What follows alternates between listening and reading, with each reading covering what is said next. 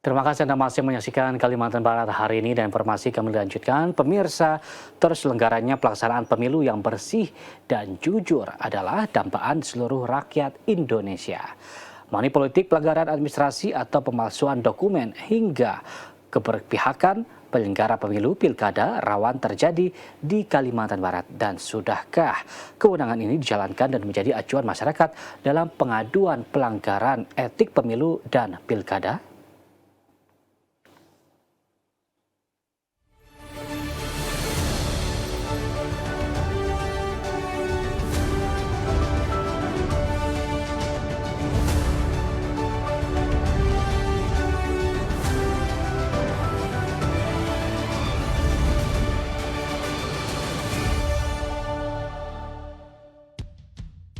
Pemirsa, penyelenggaraan pemilu yang bersih dan jujur adalah dambaan seluruh rakyat Indonesia. Money politik, pelanggaran administrasi, hingga keberpihakan penyelenggaraan pemilu dan pilkada rawan terjadi. Di Kalbar, sudahkah kewenangan ini dijalankan dan menjadi acuan bagi masyarakat dalam pengaduan pelanggaran etik pemilu dan pilkada? Inilah pilar demokrasi, pilihan rakyat.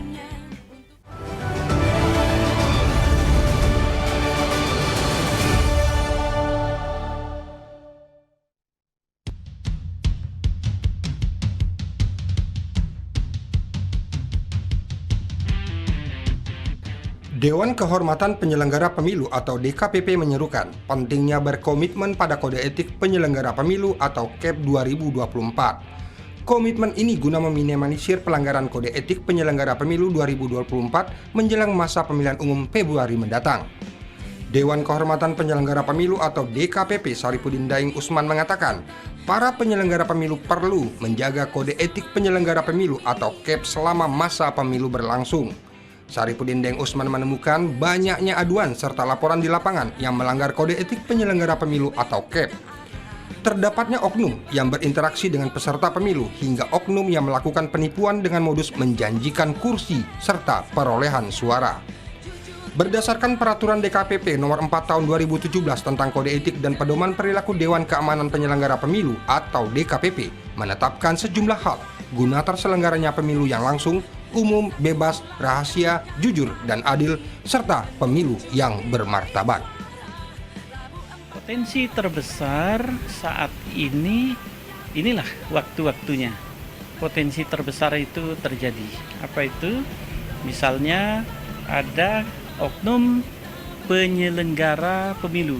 Ini bukan hanya di jajaran KPU atau jajaran Bawaslu, tetapi juga di lingkungan sekretariat. Para staf, para pejabat di lingkungan kesekretariatan juga terikat erat dengan penegakan kode etik penyelenggara pemilu. Bawaslu Kalbar banyak menemukan pelanggaran pemilu 2024 hampir di setiap kabupaten kota. Kasus ini dapat terus bertambah sesuai dengan tahapan dan proses penanganan pemilu mendatang. Sampai hari ini Bawaslu Kalimantan Barat telah melakukan proses penanganan pelanggaran pemilu sebanyak 12 kasus. Proses penanganan pelanggaran terdiri dari laporan masyarakat dan juga dari temuan berdasarkan Panwascam, jajaran sampai Bawaslu Kabupaten Kota.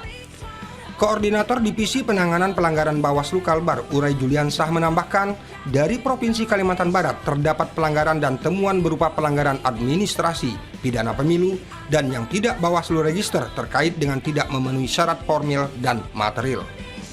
Adapun kabupaten kota yang memiliki laporan dan temuan pelanggaran pemilu 2024 antara lain Kota Singkawang dengan 2 kasus pelanggaran kode etik penyelenggara ad hoc maupun pidana pemilu, kemudian 1 kasus dari Kabupaten Melawi, 1 kasus dari Kabupaten Sanggau, 1 kasus dari Kota Mempawah, dan 1 kasus dari Kabupaten Kapuas Hulu.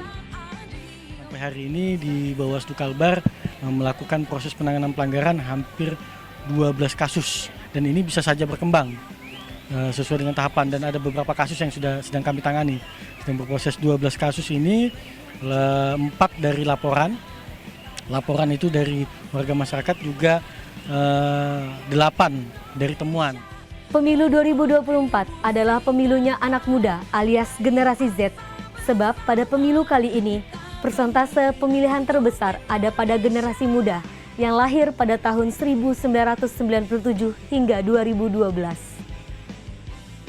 Banyak harapan diungkapkan para generasi penerus yang kritis ini. Pemilu diharapkan menjadi sebuah pesta demokrasi yang menyenangkan, jauh dari intrik dan polemik yang bisa mengganggu keutuhan bangsa.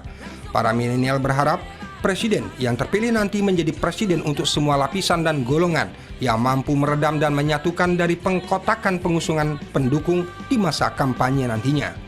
Banyak pula kalangan Gen Z berharap presiden nantinya fokus meningkatkan sumber daya manusia dan metode pendidikannya mudah dan murah hingga di tingkat perguruan tinggi. Pemilu adalah wajah demokrasi Indonesia. Sudah seharusnya menjadi euforia kegembiraan seluruh rakyat. Pemilu adalah cara kita membangun bangsa lebih baik ke depannya. Saya Febri Agatha, sampai jumpa.